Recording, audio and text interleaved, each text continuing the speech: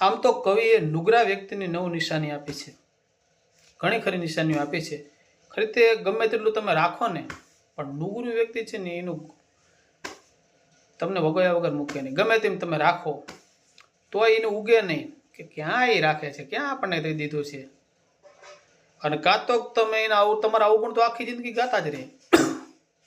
એટલે આવા નુગરા વ્યક્તિને યાદ કરતા કવિ કહે છે, પણ જો ને આપેલું યુગે નહીં, જો ને આપેલું ઉગે નહીં, આને વળી પાછા અખંડ અવગુણ